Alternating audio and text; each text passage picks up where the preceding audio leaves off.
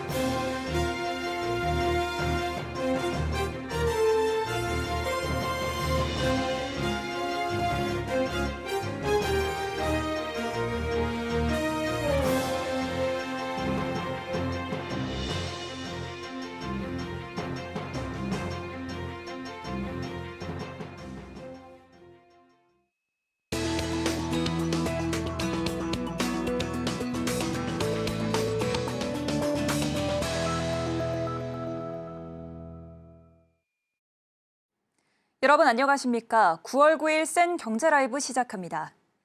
8월 고용지표 부진에 뉴욕에서 시작된 악재로 국내 증시가 크게 요동쳤습니다. 코스피가 장 시작과 함께 2,500선을 내준 건데요. 다만 단기 급락에 따른 개인 투자자 중심의 저가 매수세가 유입되면서 코스피는 낙폭을 크게 줄였고 코스닥은 5거래일 만에 상승하는 데 성공했습니다. 개장 직후 크게 출렁인 오늘 증시, 김보영 기자와 이야기 나눠보겠습니다. 안녕하세요. 네, 안녕하세요. 네, 국내 증시가 맥을 못 추고 있다면서요. 오늘 국내 증시 흐름 알려주시죠.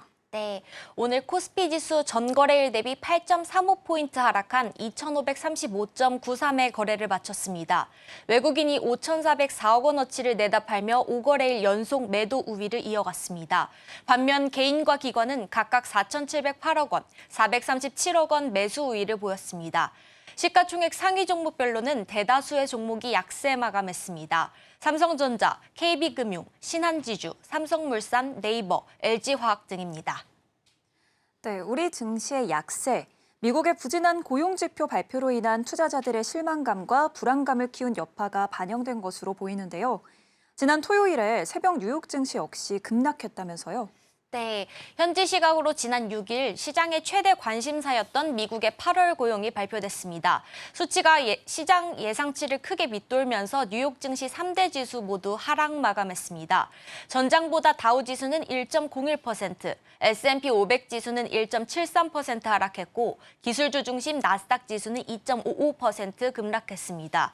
주간 기준으로 보더라도 S&P 500은 4%대 하락하면서 작년 3월 이후 최악의 한 주를 기록했고 나스닥은 2022년 초 이후 최악의 주간 성과를 기록했습니다. 8월에 고용 수치가 시장의 예상에 못 미치면서 실망 매물이 많이 나온 모습입니다. 이에 거의 모든 업종이 하락했는데 특히 기술주의 낙폭이 두드러졌습니다.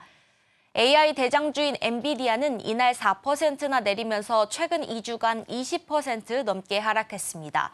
브로드컴도 10% 넘게 빠졌고요. 테슬라는 8% 이상 빠졌습니다. 이외 아마존, 메타, 애플과 마이크로소프트, 알파벳 등 대형 기술주 역시 하락 마감했습니다. 네, 다른 아시아 증시 역시 일제히 약세를 보이고 있다면서요? 네. 일본 대표 지수인 니케이는 개장 초 3% 넘게 빠지면서 직격탄을 맞았습니다.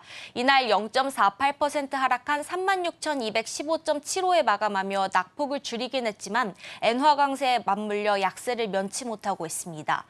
홍콩 항생지수와 H지수도 오후 3시 30분 기준 2.11% 하락세를 보이며 약세를 이어가는 모습입니다. 중국 상하이 종합지수도 같은 시간 1.30% 내린 2,700선 초중반을 기록 중입니다. 네, 마지막으로 이번 주 증시 흐름도 알려주시죠. 네, 이번 주에는 금융시장 심리에 영향을 줄 수 있는 이벤트들이 다수 대기 중입니다. 아울러 9월 연방공개시장위원회 회의를 앞두고 연준 위원들이 통화 정책에 대한 발언을 할 수 없는 블랙아웃 기간이라 당분간 각종 지표에 따라 금융시장이 요동치는 장세가 이어질 것으로 예측됩니다. 우선 내일 새벽 애플은 아이폰 16 시리즈를 공개합니다. 시장의 반응에 따라 관련 IT, 반도체 업종에 대한 단기 트레이딩이 가능할 수 있겠고요. 또 그 다음 날에는 미국 대선 TV 토론회가 열립니다. 박빙인 도널드 트럼프 전 대통령과 카멜라 해리스 부통령 중 누가 승기를 잡는지에 따라 수혜주의 향방이 갈릴 수 있습니다. 또 다음 날인 12일에는 8월 미국 소비자 물가지수가 발표되는데요. 물가지표가 시장 예상 수준으로 나오면 이달의 연준의 금리 인하 폭은 0.25%포인트가 될 것으로 점쳐집니다. 아울러 증시 하방 압력을 가할 변수로 일본 엔화의 캐리 트레이드 청산 흐름이 나타날지 확인해야 합니다. 다만 추석 연휴를 앞두고 반등 실마리를 찾긴 어려울 것이란 분석도 나옵니다. 네, 오늘 말씀 잘 들었습니다. 지금까지 김보영 기자와 이야기 나눠봤습니다. 감사합니다. 감사합니다.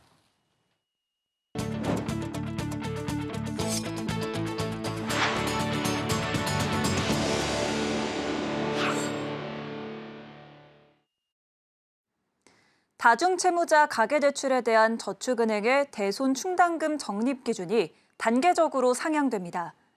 당국은 저축은행의 건전성 관리를 위해 다중채무자의 금융회사 이용수에 따라 충당금을 최대 50% 추가로 적립하도록 했는데요. 저축은행의 충당금 적립 부담 등을 고려해 오는 2026년까지 단계적으로 적용하도록 했습니다. 김도하 기자의 보도입니다.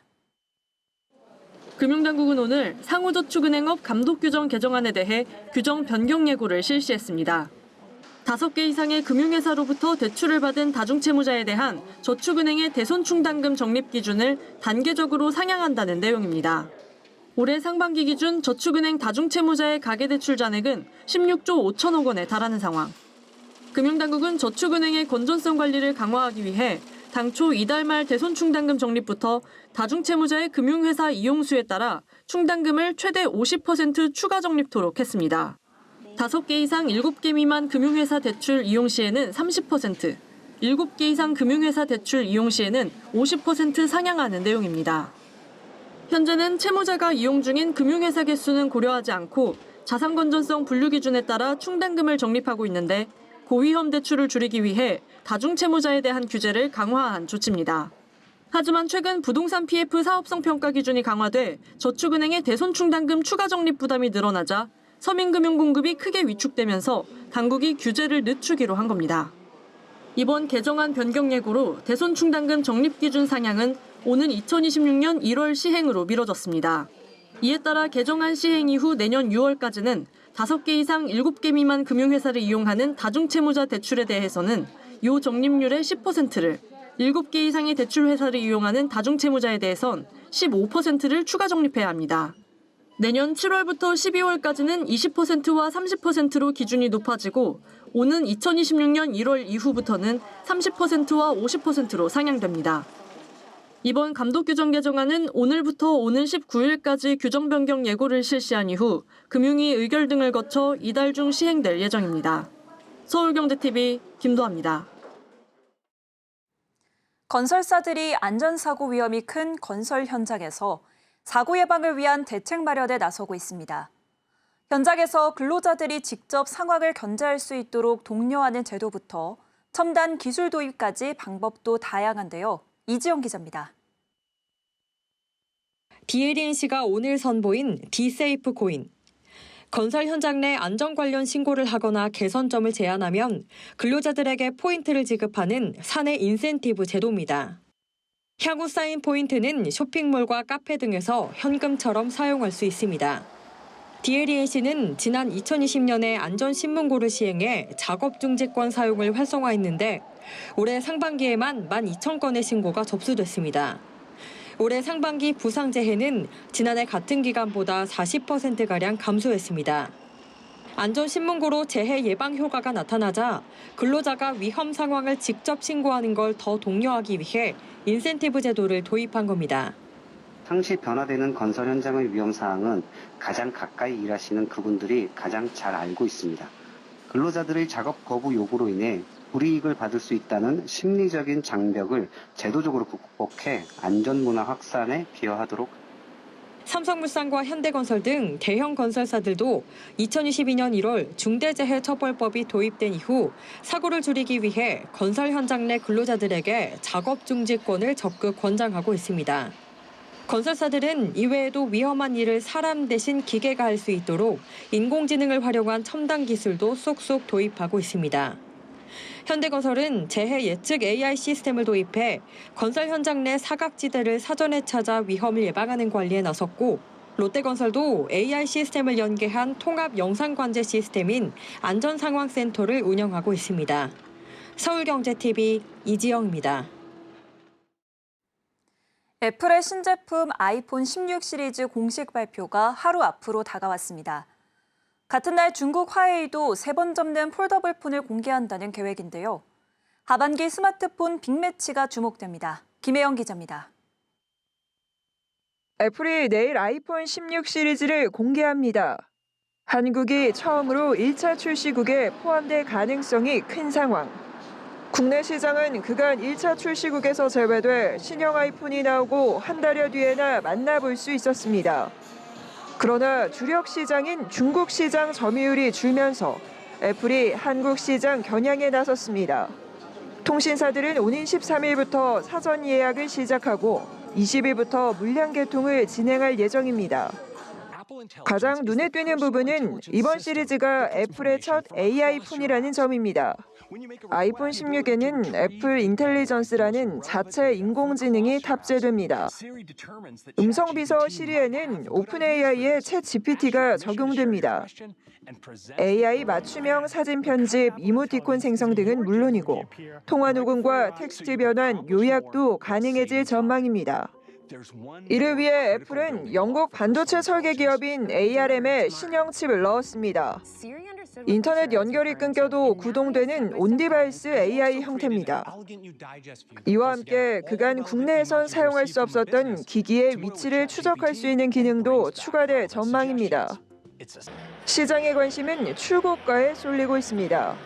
미국 판매 최저 예상가는 $100가량 인상된 $1,099. 국내에서도 최소 10% 이상 오를 것이란 관측이 나옵니다. 한편 중국 화웨이도 이날 3번 접히는 트리폴드 폰을 공개하고 애플과 정면 승부에 나선다는 계획입니다. 서울경제TV 김혜영입니다. 바디프렌드가 로보틱스 테크놀로지를 적용한 제품들을 잇따라 선보이면서 국내 안마의자 시장 1위 탈환에 가속 페달을 밟고 있습니다. 특히 혁신 기술을 앞세워 헬스케어 로봇 기업으로 도약하겠다는 계획인데요. 이혜연 기자입니다. 바디프렌드가 헬스케어 로봇 기업으로의 도약을 위해 속도를 냅니다. 혁신 기술이 적용된 로보틱스 테크놀로지로 안마의자 시장을 공략하겠다는 보관. 바디프렌드는 최근 5년 동안 1,000억 원에 가까운 투자로 헬스케어 로봇의 기반이 되는 로보틱스 테크놀로지를 개발해왔습니다. 자체 개발한 특허 기술 중 하나인 로보워킹 테크놀로지를 적용한 신제품을 내놓으면서 입지를 굳히고 있습니다. 특히 식품의약품안전처의 인증을 받으면서 로보틱스 테크놀로지를 의료기기에 적용한 첫 사례를 만들어내기도 했습니다. 이외에도 인공지능으로 생체 신호를 분석하는 기술과 가정에서 쉽고 안전하게 사용할 수 있는 새로운 홈 헬스케어 기기를 개발하고 있습니다.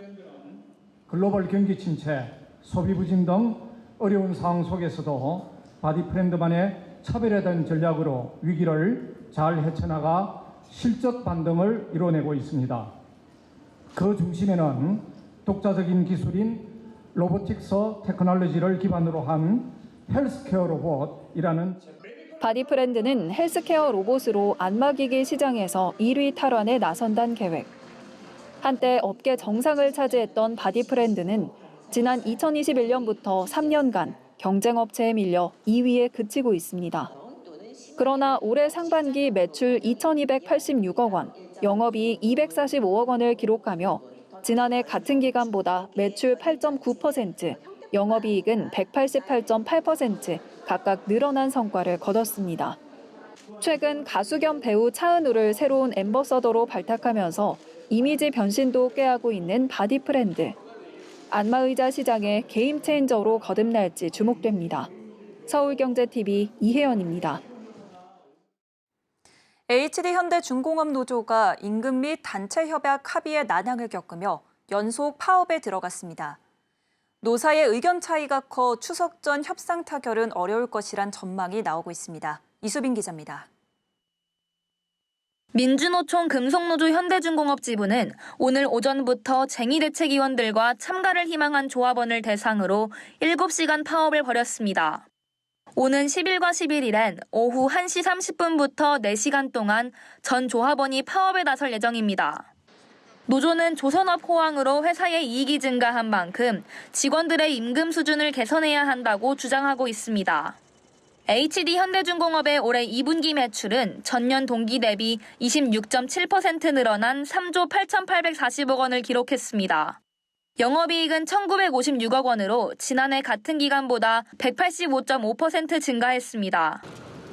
노조가 제시한 올해 임단협 요구안에는 기본금 15만 9,800원 정액 인상, 정년 연장, 임금 피크제 폐기 등이 담겼습니다. HD현대중공업 노사는 지난 6월 초부터 24차례에 걸쳐 협상을 진행했지만 별다른 성과를 내지 못했습니다.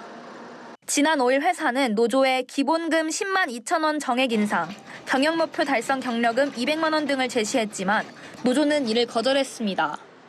노조는 노보를 통해 사측 제시하는 조합원들의 기대치를 충족하기엔 턱없이 부족했다라며 노동할 분위기를 만들기 위해 강도 높은 투쟁에 돌입할 것이라고 밝혔습니다.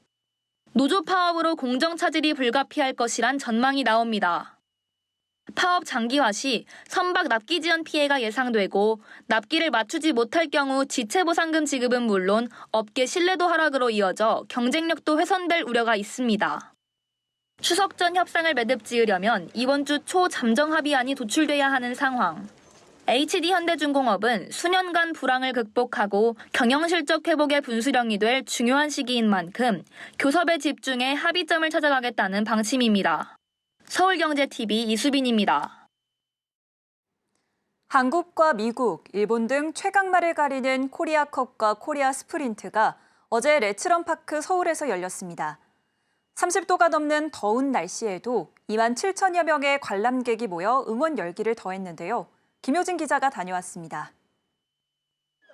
출발음이 울리자 경주마 11마리가 일제히 땅을 박차고 뛰어나갑니다. 어제 과천 레츠런파크 서울에서 열린 제7회 코리아컵. 국내에서 가장 뛰어난 경주마들이 일본과 미국 등 해외 우수 경주마들과 1,800m를 달리며 1분 50초간 한판 승부를 가립니다. 강력한 우승 후보인 일본의 크라운 프라이드가 초반부터 선두를 차지하며 앞서 나갔고 2위인 일본의 윌슨 테로스와 격차를 벌리며 5마신 차이로 결승선을 먼저 통과했습니다. 크라운 프라이드와 함께 달린 요코야마 기수는 일본에서 온 경마 팬들에게 감사를 전했습니다. 韓国ですごく乗ってみたいという気持ちがありましたし、初めて今日乗せていただいてこうしていい結果を出すことができて、韓国がもっと好きになりました。また来年も来るチャンスがあればまた来たいと思います。 한국 경마 팬들의 기대를 받은 글로벌 히트는 3위를 차지했습니다. 경마 강국인 일본 경주마의 벽을 넘진 못했지만 한층 높아진 기량을 뽐냈습니다. 지난해 한국 경마 최초로 세계 경마 1군급으로 격산된 코리아컵은 올해 세계적인 경마 축제 미국 브리더스컵 월드 챔피언십 출전권이 걸려 있어 수많은 경마 팬들의 관심을 받았습니다. 이번 코리아컵에선 일본의 크라운 프라이드가 지난해에 이어 2연승을 거두며 미국 브리더스컵 출전권을 가져가게 됐습니다. 한편 이날 열린 코리아 스프린트 경주에서는 우승 후보였던 일본의 리메이크가 후반 직선주로에서 추월하며 미국 브리더스컵 월드 챔피언십 출전권을 따냈습니다. 서울경제TV 김효진입니다. 김병한 금융위원장이 오늘 상호금융권 간담회를 열고 부실 우려 등급의 부동산 PF 사업장을 6개월 내에 신속히 정리할 것을 당부했습니다. 부실 채권 정리 자회사를 운영하거나 회계법인을 통한 부실 채권 일괄 매각 등 부실 채권 정리 방안과 손실 흡수 능력 제고를 위한 조치 등 건전성 회복 방안을 차질 없이 이행할 것을 주문했습니다. 김 위원장은 그동안 상호금융권이 여타 금융기관에 비해 느슨한 규제를 적용받아 왔다고 지적하며 동일 업무, 동일 규제라는 대원칙을 적용한 규제 체계 정비도 예고했습니다. 지배구조와 영업행위, 부실정리 등 각 분야별 규제 체계 개편 방향을 순차적으로 유관기관과 협의해 나간다는 방침입니다. 김 위원장은 상호금융권의 총 자산이 1,033조 원으로 10년 만에 2배로 급성장했다며 외형 성장에 치중했던 상호금융의 행태를 비판했습니다. 그는 유리한 수신 환경으로 자산 규모는 지속적으로 확대될 것으로 예견되나 운용 구조와 방법 등에 대한 고민이 필요한 시점이라며 신속하게 리스크 관리 역량과 자금 운용 능력을 확충해야 한다고 강조했습니다. 요기요가 음식 배달앱 최초로 자율주행 로봇 배달 서비스를 운영합니다. 인천 송도에서 시작해 향후에는 전국으로 서비스를 확대할 계획입니다. 단거리 배달에 최적화된 로봇 배달은 가게에서 1.2km 이내 거리 주문건에 대해 한 건씩 배달하는 서비스로 자영업자와 요기요 이용자 모두 무료로 이용할 수 있습니다. 자영업자는 음식을 조리한 후 로봇에 음식을 싣고 이용자는 요기요 앱에서 선택한 장소에 로봇이 도착하면 음식을 가져가면 됩니다. 요기요는 지난 6월 자율주행 로봇 서비스 기업 뉴빌리티와 업무 협약을 맺고 실증 테스트를 진행했습니다. 오늘부터 현장에 투입되는 자율주행 로봇은 라이더를 대신해 아파트 단지, 대학가, 대형 오피스 건물 등으로 음식을 배달할 예정입니다. 사람인 조사에 따르면 올해 추석 상여금을 주는 기업이 2곳 중 1곳도 채 안 되는 것으로 나타났습니다. 지난 2012년 조사가 시작된 이래 역대 가장 낮은 수치로 상황이 안 좋아 지출 감소가 필요하기 때문이란 이유가 가장 컸습니다. 차태원 SK그룹 회장 겸 대한상공회의소 회장의 제안으로 마련된 제1회 대한민국 사회적 가치 페스타가 오는 12일 코엑스에서 열립니다. 사회 문제 해결을 위해 기업이 아이디어를 펼쳐놓고 다양한 협업 기회를 모색하는 자리입니다. 삼성 TV플러스가 출범 10년 만에 누적 시청 100억 시간 돌파를 눈앞에 두고 있습니다. 2027년 16조 원 규모로 추산되는 광고 기반 무료 스트리밍 서비스 시장을 선도하겠다는 목표입니다. 하나은행이 은행권 최초로 인공지능 명함 서비스를 출시했습니다. 직원의 얼굴과 목소리, 움직임을 구현해 약 15초 분량의 맞춤형 메시지를 전달하는 서비스입니다.